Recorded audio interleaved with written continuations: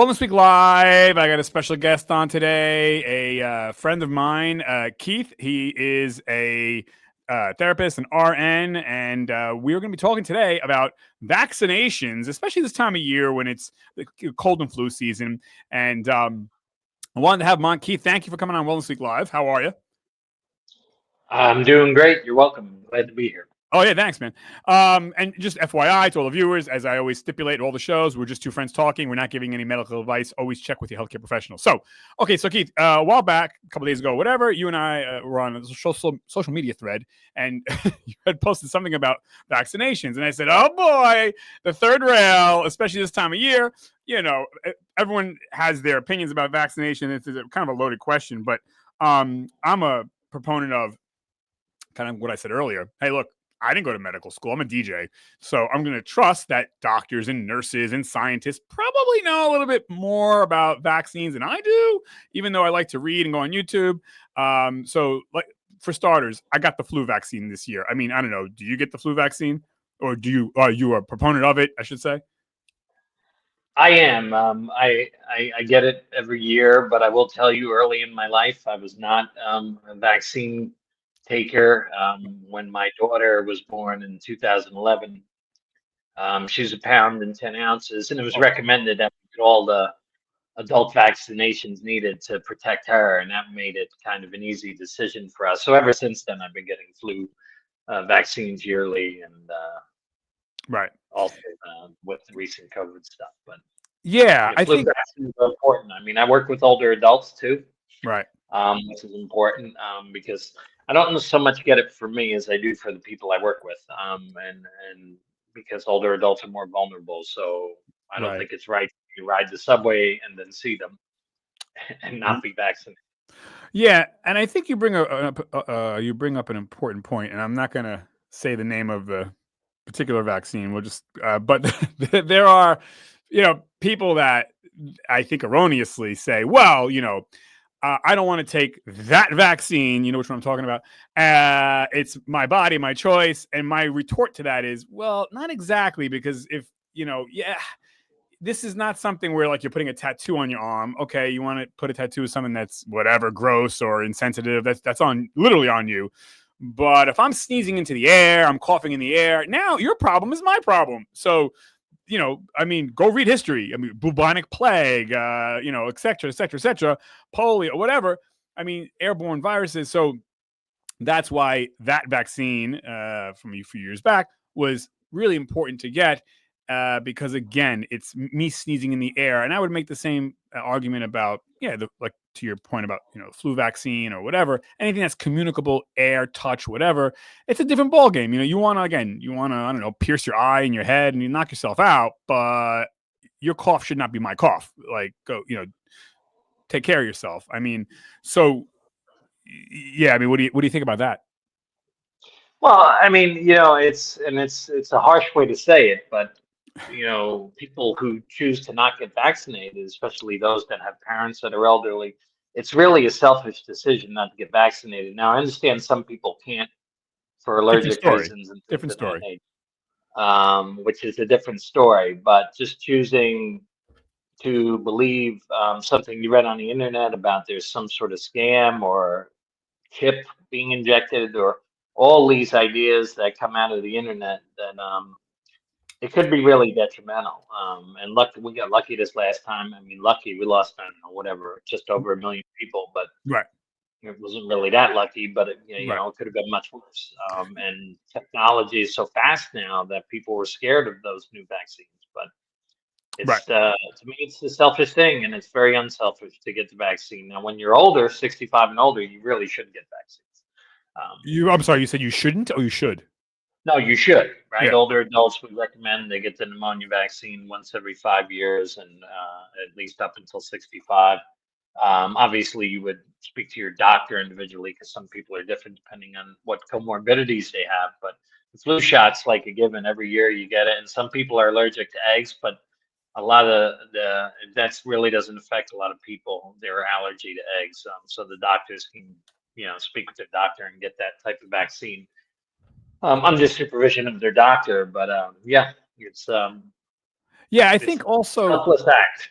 Yeah, yeah, yeah. And I think, unlike, you're about my age, growing up in whatever, right? The 1970s, 80s, early 90s, I think with the advent now of social media, internet, smartphones, the old saying, a little bit of knowledge is dangerous. So you got these, Monday morning quarterbacks, these internet doctors, or these Monday morning doctors who they're not doctors, right? Hey, my buddy told me, it's like, again, like, dude, you didn't go to 15 years of medical school. You're not a doctor, you're not a surgeon, you're not a nurse. Like, why don't you leave it to the professionals? Like, do you tell your mechanic how to do their job, or you tell your chef how to, you go, no, you just trust they're going to do a good job. And I think, yeah, a little bit of that knowledge now, because of the internet and stuff, has made everyone think that they know something, and really it's detrimental. They know nothing. And, I want to touch on, uh, people like to cite, and in this thread, they cited this that you and I were on. Oh, side effects, like this has this. And my retort to that is, again, check with your doctor, but everything, people have been recorded dying from aspirin. Aspirin has side effects. I mean, like, what are we going to do now? Don't take anything? Because, again, not to be cold about it, but everything comes with risk. I mean, literally, aspirin comes with risk. So to say, well, this vaccine or that vaccine, these people had the, yeah, there's side effects. That's true. That's not a, like, what? I don't know, like, cost benefit analysis. I mean, do you want to die, or so the side effect thing kind of makes me laugh, because it's like everything has side effects. And the kicker is, you'll have people say, yeah, well, that's why I don't even take aspirin or Tylenol. Okay, but you're okay with drinking alcohol, though, because that's literally a poison.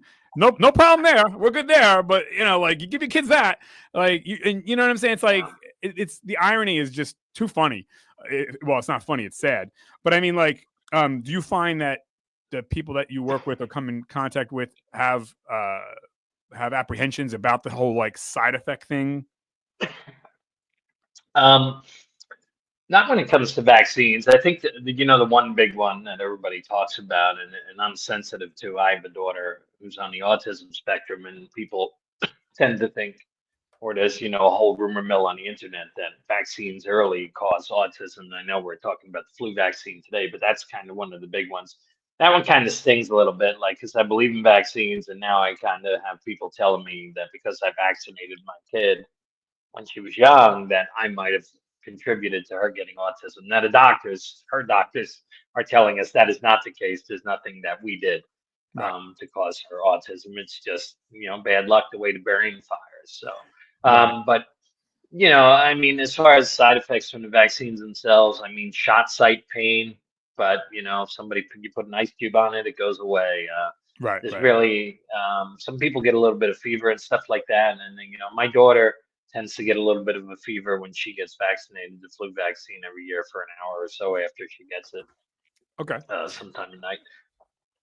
Yeah, funny about the flu too. I don't know about you, but this drives me crazy when people say, "Well, I can get the flu from the flu vaccine." I'm like, yeah, yeah. I'm like, okay, so can you get the flu from the flu vaccine? Yeah, so I can say with my medical degree and everything that this is 100% true. You cannot get the flu from the flu vaccine. It's a dead virus, and it's just teaching your body basically to build antibodies for the flu season. And they're trying to guess usually one of three strains each year is what they guess they target, and Right. sometimes it's slightly off, but it still lessens the blow of the flu, especially for older adults, even if they're close. But Yeah. yeah, no, you can't get sick, especially with the newer mRNA vaccines, because those are actually just giving your body a roadmap to produce Right. antibodies. So they're Yeah. not even a dead virus Right. in those cases. So yeah, Yeah, I no, mean, it's a that's good. not a thing. Yeah, I want to touch on mRNA because I think it's fascinating. And but real quick, like, my father will say that. He'll be like, "I'm not gonna get the. My mother says this. Yeah, I won't get that because I can get the flu from the vaccine." I go, "Ma, that's not true. It's impossible." And then they'll cite this. Well, I got sick and I got the flu anyways. I said, yes, you could get the, correct me if I'm wrong. You could get the flu still, but not from the shot. You could just get the flu, but it would still be not as severe. Hence why you want to take the flu vaccine. Uh, right assertion, right comment. That is accurate, and it takes the vaccine a few days to a week or two to get going, basically to be fully uh, immune. And with that, you also basically, so if you do get sick within that first like 3, 4 days, you've usually been infected before you even got the flu Right. shot from whether you were in the subway or at work or something like that. Right. That's usually the common theme there when people think they got sick. And I have patients, they're 90 years old, and it happened to them when they were 50, and they will not take the vaccine because they got sick when they were like 51. Yeah. You can't force them to take it, but you can certainly educate them, and you educate them every time, and maybe one day they'll believe you. Right. And that's why I like to also tell like my parents and friends who are on the fence or don't believe in vaccines is like, listen, correlation is not causation. Yes, you had this, but you can't trace that line straightly again. And I think that's important to, like you said, get knowledgeable. And that being said, I think a lot of people get spooked out or afraid about what mRNA, what is that? And so I think let's touch on that. mRNA, correct me if I'm wrong, it's not so traditional vaccines use the DNA, the helix or the whole whatever strand, but mRNA basically breaks a leg off and shows the body, okay, we're just going to use a snippet of the DNA. This way, the reason why mRNA is very popular now is you can make vaccines quicker and get it to market quicker, saving more people versus the old way, it takes weeks or months to develop a vaccine. So all mRNA is the messenger or the part of the DNA versus using the whole DNA. It's not some space thing, weird chemical that no, I mean, does that sound correct? I don't know. It is, and it's I'm not an expert in mRNA, but I'm fascinated by it, and I've done a lot of reading about it. Right, And it's basically like teaching the body what to do. It's like basically provides a roadmap for the body once it's injected to right, develop antibodies against, obviously, and whatever virus it's going after. And the most famous one, obviously, is COVID, but right, um, the mRNA vaccine. It's interesting. I think it started getting funded in the 90s, and then Obama really pushed some funding through to it, and then it started really gaining traction. And that's why you saw the vaccines develop so quickly. And I guess I understand the skepticism when they develop that quickly, but right. if you know the business and how technology gets so fast, it's Yeah. it's the way the world works. Right. Everything goes faster, right? I mean, like I said, we could produce anything much faster today than we could 10 years ago. I don't care if it's an automobile, a pair of shoes, whatever. And medicines are no different. And I think talking to your doctor, like I was a little bit skeptical of getting, my COVID vaccine. And I said, you know what? My best friend is a physician. And I'm like, dude, if I can trust one person on earth, is this guy. I go, give it to me straight, man. I go, are you getting this damn thing? He's like, yeah, I'm gonna get it. I go, do you think I should get it? Because like this is not only a doctor, he's like a family member. So he's like, yeah, I think you should get it. So I'm like, all right, here's a person that went to medical school, my like family to me, like they're not gonna bullshit me. So I think when people can talk to a doctor they trust or someone they trust, they can get educated a little bit more than just a snippet from an article they read online, whatever. Another thing that people say, and my father loves to say this one, I'm not getting that flu vaccine because that's last year's vaccine. I'm like, okay. And that's why it's successful because it's based on something. It's not made up out of thin air. Yes, it's based on whatever the last season's vaccine. That's a good thing. I mean, I don't know. How's that a bad thing? So do you hear that from people? Like they say, that's an old one. I'm not going to take an old. Is that, do you ever hear that? Yeah, I have my. It's funny. Sometimes they keep the leftovers and use them because they think the virus is going to be similar to the Right. year before. Right. So it's one of the strains they guessed for that year. So yeah, I mean, I understand the skepticism, but the flu virus, it doesn't really, like, I'm not an expert in the virus molecules and how everything changes, but it's kind of similar sickness every year, year Right. after year, the flu virus. Right. Whether it's a different strain of the flu, it doesn't matter. The symptoms are usually the same, and it's kind of the same illness. Yeah.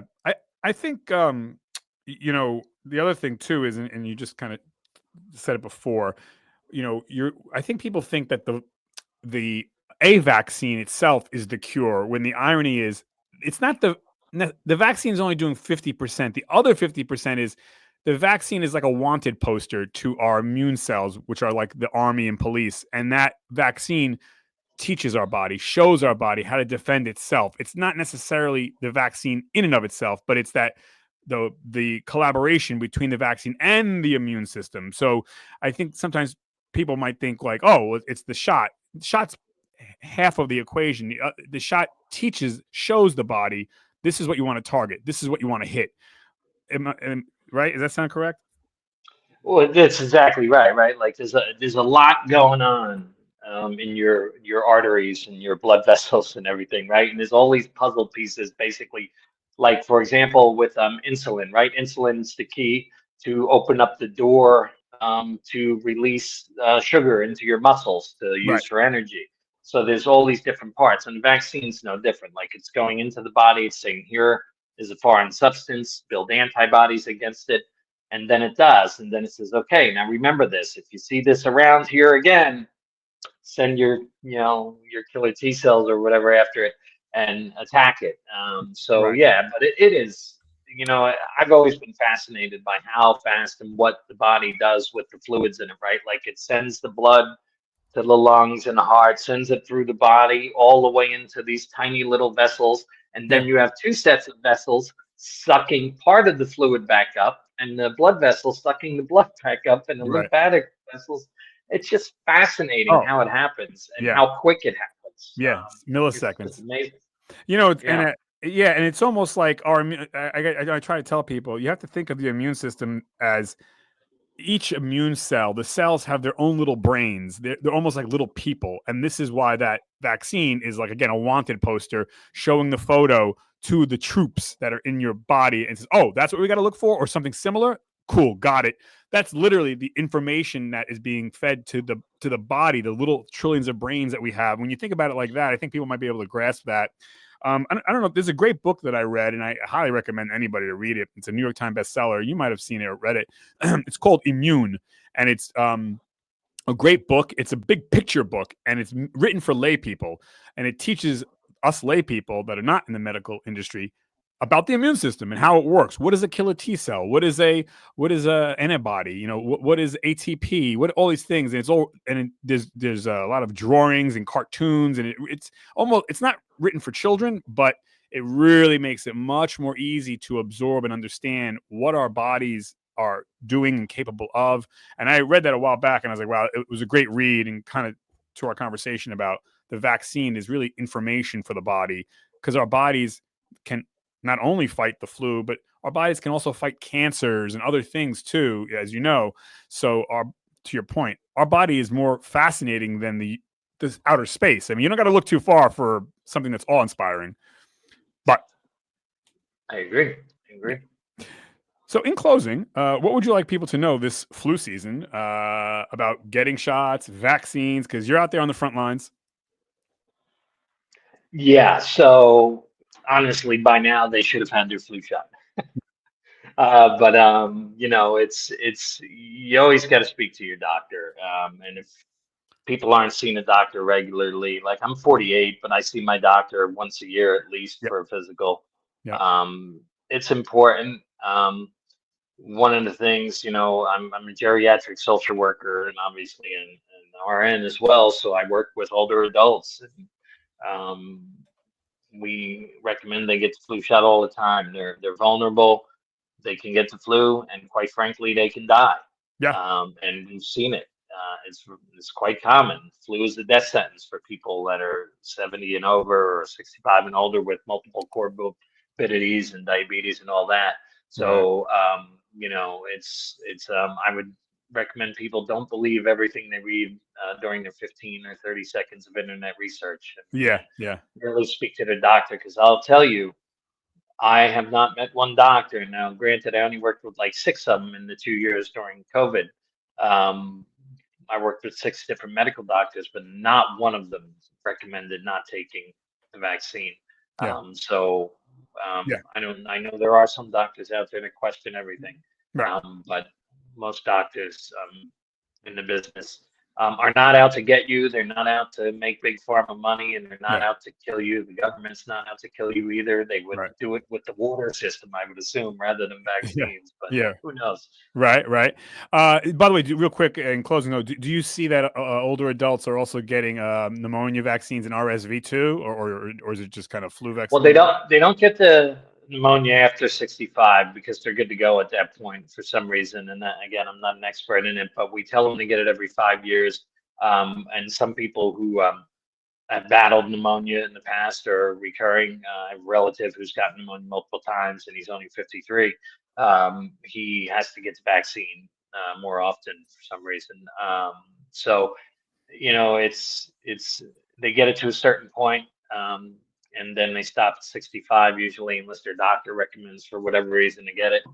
Um, the RSV vaccine, we don't see that as much, but it's been talked about a lot lately, so it's Yeah. starting to become more of a topic lately for sure. Right. Yeah. And the other thing I'm looking at is, I guess, shingles. They say once you pass 50, I'm 51. I'm like, I don't know. I got to get shingles too. Geez. So, I mean, my parents got shingles recently, but they're in their late 70s. But I'm like, dude, I don't want that. Whatever. It's like, Uh, that's painful. yeah, From what people have told me, I've never had it, but I've heard it's painful, so I wouldn't want to risk that pain. yeah. I'm gonna get it when I'm old enough. So Yeah. I'm already eyeing that up. They say after 50. But anyways, so Keith, thank you so much for coming on Well Listening Live and making the time. I appreciate it. And thanks all the viewers. And check back in. We got a lot of great content coming up. I'm going to sign us off in 5 seconds. Thanks, Keith. 5, 4, thank 3, you. 2, 1. Have a good night. Bye.